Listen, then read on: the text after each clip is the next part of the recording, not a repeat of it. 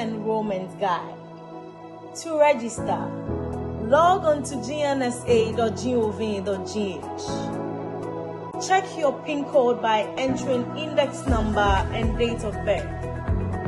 Generate your PIN code. Make payment of 41 cedis. Authorize payment by configuring your account. Access profile by clicking on Login Portal. Log in with your email and password. Verify your Ghana card details and click on Next. Passport photo requirement.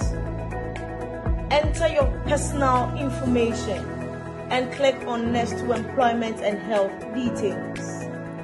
Region, industry and language preferences.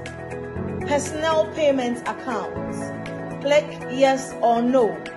By selecting this, it makes it known whether the personnel has an existing payment account. Click Next.